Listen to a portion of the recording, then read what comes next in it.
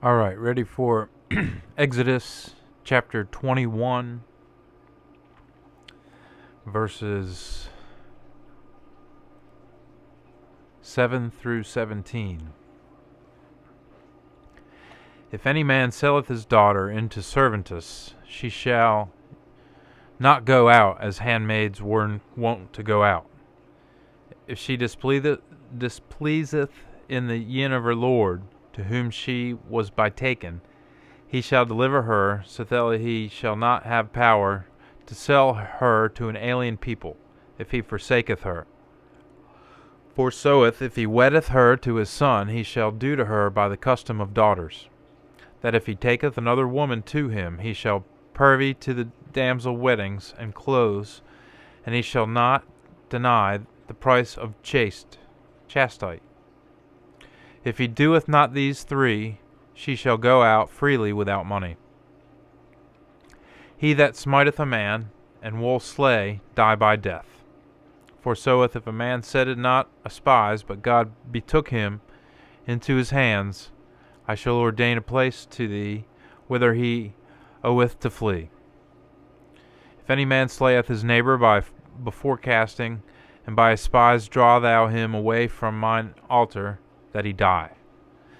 He that smiteth his father, either mother, die by death. He that curseth his father, either mother, die by death. He that stealeth a man, and selleth him, if he is counted of the guilt, die by death. And now King James. And if a man sell his daughter to be a maidservant, she shall not go out as the menservants do. If she please not her master, who hath betrothed her to himself, then shall he let her be redeemed. To sell her unto a strange nation he shall have no power, seeing he hath dealt deceitfully with her. And if he have betrothed her unto his son, he shall deal with her after the manner of daughters. If he take him another wife, her food, her raiment, and her duty of marriage shall he not diminish. And if he do not these three unto her, then shall she go out free without money.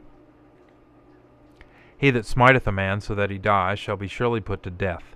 And if a man lie not in wait, but God deliver him into his hand, then I will appoint thee a place whither he shall flee. But if a man come presumptuously upon his neighbor to slay him with guile, thou shalt take him from mine altar, that he may die. And he that smiteth his father or his mother shall be surely put to death. And he that stealeth a man and selleth him, or if he be found in his hand, he shall surely be put to death. And he that curseth his father or his mother, he shall surely be put to death. And so ends that reading.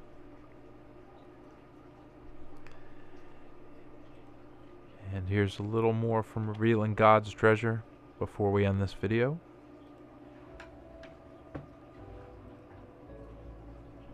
And he, bearing his cross, went out to a place called the place of a skull, which is called in Hebrew Golgotha, where they crucified him.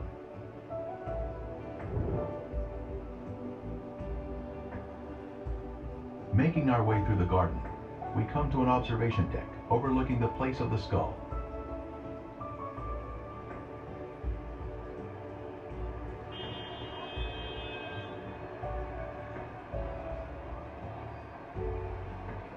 There it is. We can see the two eye sockets and the nose.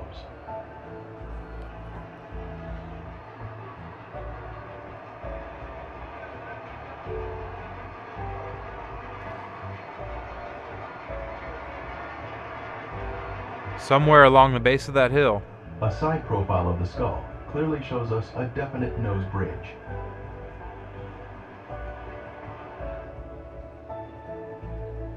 We make our way back to the garden area. Now, in the place where he was crucified, there was a garden, and in the garden a new tomb, in which no one had yet been laid. There is evidence of this area having been a garden in Jesus' day. Here we see this ancient wine press, which is the third largest in the Jerusalem area. Undoubtedly, a vineyard must have been in this area. Yeah, you would think. Another element, which indicates this area was a garden in biblical times, is this ancient water cistern from the pre-Christian era, capable of holding 250,000 gallons of water. The depth of the cistern is 31 feet, its width 29 feet, and its length 65 feet. We can get a size perspective from this photo taken inside the cistern.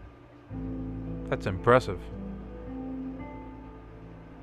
Now, we finally make our way to the garden tomb, where many guests have come to this special place.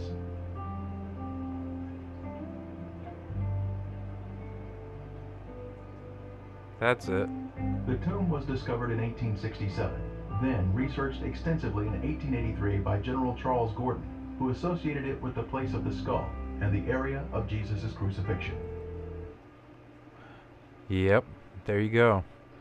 I guess there was a big stone, circular, that was here. It rolled in this trench, and there's still metal in these walls that secured it, that broke open when Jesus rose from this tomb. And I think these holes were where they may have put put signs or some type of information. We can learn more about that later. But this may be where they laid Jesus to rest after he was crucified.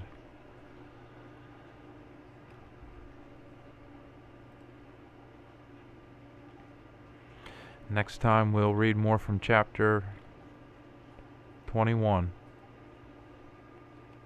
Hope to see you there. Peace.